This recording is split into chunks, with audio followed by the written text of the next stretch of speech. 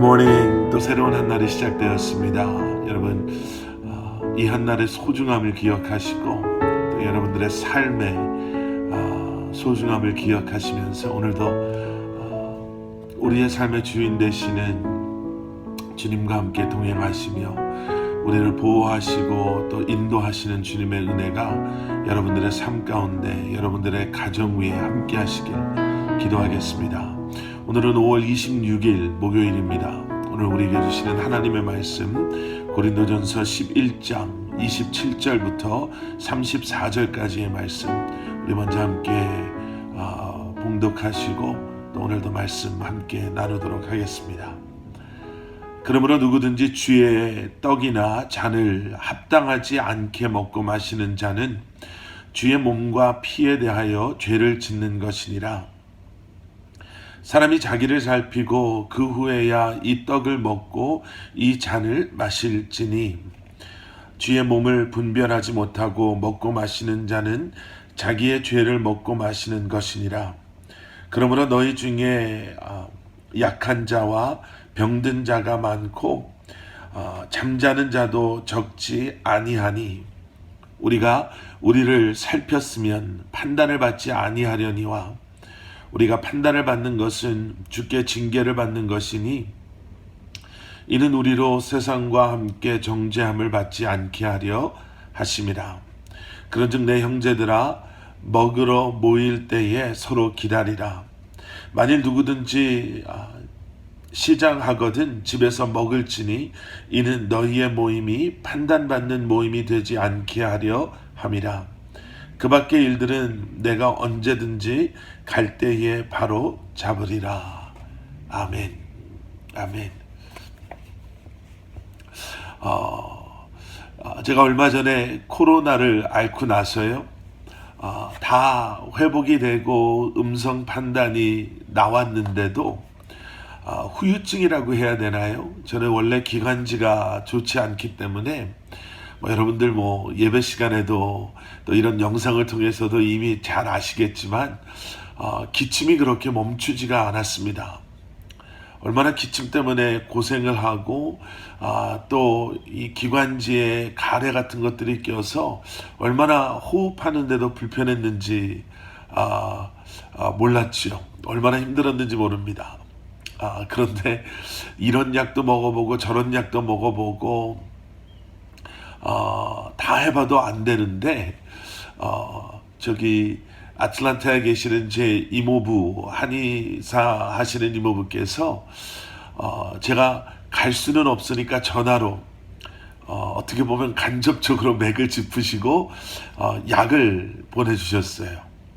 근데 여러분 아마 한약 드셔보셔서 다 아실 거예요. 한약은 한약을 먹는 동안 피해야 되는 음식들이 있지 않습니까?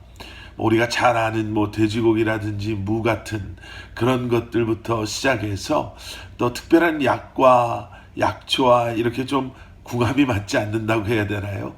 또 그러한 것들이 있어서 음식을 먹는데 참 까다로운, 그래서 이렇게 이 약을 먹는 동안은 이런 것들은 피해야 된다라는 설명서를 함께 보내주셨습니다. 여러분, 한약을 먹어도요, 피해야 되는, 올바르게 먹는 방법이 있고 또 올바르게 먹지 않는 방법이 있더라고요. 여러분, 요즘 제가 기침 안 하는 거 혹시 눈치채셨는지 모르겠습니다. 시키는 대로 먹지 말라는 거 먹지 말고 또 복용하는 대로 복용했더니 놀랍게도 제가 그렇게 힘들었던 기침, 가래 이런 것들이 싹 없어지더라고요. 왜 이런 얘기로 오늘 말씀 묵상을 시작을 하나? 여러분, 오늘 본문 말씀은 성찬식에 참여하는 그러한 사람의 태도에 대한 말씀이 이제 어제 보신 말씀에 이어서 계속되어져 가고 있습니다. 그러면서 사도 바울 선생은 오늘 본문 27절에 가장 먼저 뭐라고 말씀하고 계시냐면, 누구든지 주의 떡이나 잔을 합당하지 않게 먹고 마시는 자는 주의 몸과 피에 대하여 죄를 짓는 것이니라. 여러분, 주님의 성찬에 참여하는 것이 우리에게는 말할 수 없는 은혜요 특권입니다. 그런데 그 성찬의 자리에 나아가는, 그리고 그 떡과 잔을 먹고 마시는 우리가 합당하게 올바르게 주님이 원하시는 그 모습으로 그 떡과 잔을 먹고 마시지 아니한다면 사도 바울은 너무나도 무서운 워닝을 우리에게 주고 계시죠. 그것은 예수 그리스도의 몸과 피에 대하여 죄를 짓는 것이다 라고 말씀하십니다. 주님의 떡과 잔은 합당하게 받아야 합니다 라고 너무나도 강하게 말씀하고 계십니다. 성찬을 대할 때 분명히 합당한 모습, 방법, 그리고 주님께서 원하시는 마음가짐이 있다라고 말씀하시는 거예요. 바르게 먹어야지 이것이 온전히 우리에게 은혜가 됨을, 그리고 만약에 그렇게 하지 않을 경우에는 그 모든 것이 헛된 것뿐만 아니라 오히려 성찬에 참여하고도 죄를 짓는 것이다 라고 말씀하고 계십니다. 여러분, 약을 먹을 때도 우리가 약효를 위해서 얼마나 피할 건 피하고 시간 맞춰서 식후인지 식전인지 하루에 3번 먹어야 되는지 2번 먹어야 되는지 1번 먹어야 되는지 빈속에 먹어야 되는지, 여러분 얼마나 우리가 고민하고 기억하고 그 약효를 제대로 경험하기 위해서 그렇게 노력합니까? 오늘 본문에서 사도 바울은 성찬에 대해서 말씀하시죠. 그런데 우리는 이 말씀을 우리 다른 영적 삶 가운데도 적용해 볼 수 있을 것 같습니다. 합당한 모습으로 매주일 예배를 드리지만 여러분, 합당하지 않으면 우리가 나름 신앙생활을 하고 나름 우리가 그리스도인이라고 이야기를 하면서 기도도 하고 말씀 묵상도 하고 우리가 다른 그러한 사역에도 참여하지만 오늘 본문 말씀을 우리의 삶에 적용해 보면 분명히 그 모든 것에는 하나님께서 원하시는 그러한 우리의 마음가짐, 우리의 모습, 그러한 합당한 그러한 자세가 있다라는 것이죠. 운동도 제대로 운동하지 않으면 오히려 몸을 망가뜨린다고 하죠. 아무리 좋은 음식도 너무 많이 먹게 되면 우리의 건강을 해할 수 있습니다. 올바르게 하는 것, 온전한 마음으로 하는 것. 여러분, 다시 한번 오늘 이 아침 이 말씀을 묵상하시면서 우리가 성찬에만 머물러 있는 것이 아니라 우리의 삶, 우리의 신앙생활은 과연 합당한 모습인가? 다시 한번 돌아보며 온전한 마음으로 주님께서 원하시는 모습으로 주님 앞에 나아가는 저와 여러분들이 되시기를 다시 한번 기도합니다. 자, 그러면 어떻게 하면 합당한 모습으로 성찬을 대할 수 있는가?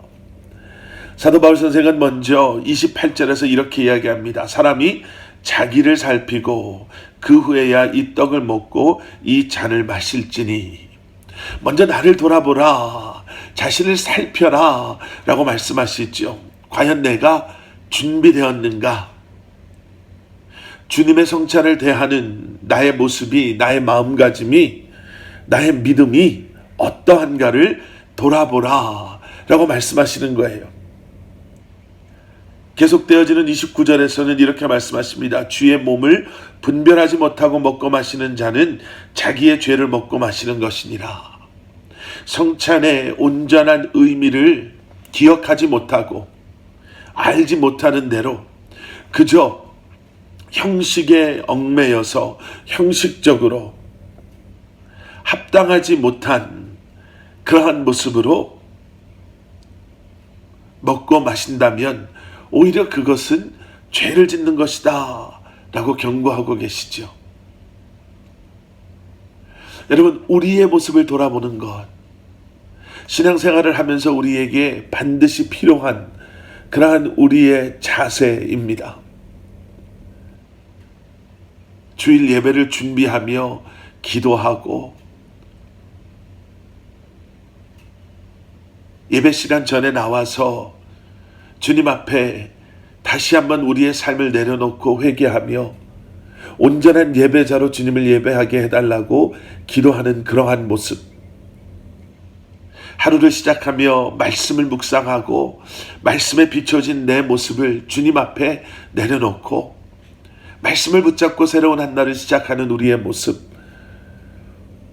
어떠한 사역이나 어떠한 행함에 있어서 그것보다도 먼저 기도로 준비하고 말씀으로 준비하는 것.